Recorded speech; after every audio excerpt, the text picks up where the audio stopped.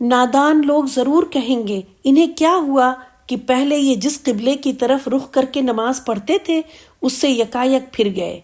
اے نبی صلی اللہ علیہ وسلم، ان سے کہو مشرق اور مغرب سب اللہ کے ہیں، اللہ جسے چاہتا ہے سیدھی راہ دکھا دیتا ہے، اور اسی طرح تو ہم نے تم مسلمانوں کو ایک امت وسط بنایا ہے تاکہ تم دنیا کے لوگوں پر گواہ ہو اور رسول تم پر گواہ ہو۔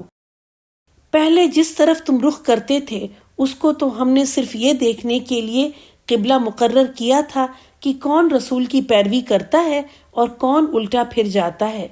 یہ معاملہ تھا تو بڑا سخت، مگر ان لوگوں کے لیے کچھ بھی سخت نہ ثابت ہوا جو اللہ کی ہدایت سے فیض یاب تھے۔ اللہ تمہارے اس ایمان کو ہرگز ضائع نہ کرے گا۔ یقین جانو کہ وہ لوگوں کے حق میں نہایت شفیق و رحیم ہے۔ اے نبی صلی اللہ علیہ وسلم، یہ تمہارے منہ کا بار بار آسمان کی طرف اٹھنا ہم دیکھ رہے ہیں۔ لو، ہم اسی قبلے کی طرف تمہیں پھیرے دیتے ہیں جسے تم پسند کرتے ہو۔ مسجد حرام کی طرف رخ پھیر دو، اب جہاں کہیں تم ہو اسی کی طرف منہ کر کے نماز پڑھا کرو۔ یہ لوگ جنہیں کتاب دی گئی تھی خوب جانتے ہیں کہ تحویل قبلہ کا یہ حکم ان کے رب ہی کی طرف سے ہے اور برحق ہے، مگر اس کے باوجود جو کچھ یہ کر رہے ہیں اللہ اس سے غافل نہیں ہے۔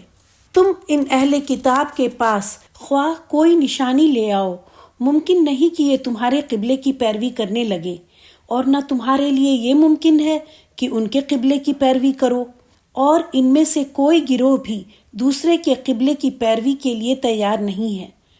اور اگر تم نے اس علم کے باوجود جو تمہارے پاس آ چکا ہے ان کی خواہشات کی پیروی کی تو یقیناً تمہارا شمار ظالموں میں ہوگا۔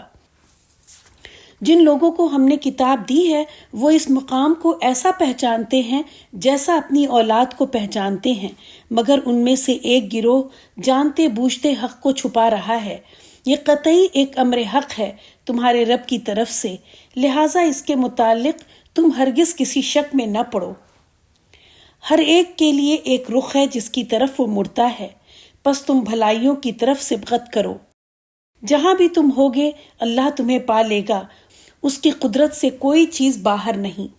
تمہارا گزر جس مقام سے بھی ہو وہیں سے اپنا رخ نماز کے وقت مسجد حرام کی طرف پھیر دو، کیونکہ یہ تمہارے رب کا بالکل برحق فیصلہ ہے اور اللہ تم لوگوں کے اعمال سے بے خبر نہیں ہے۔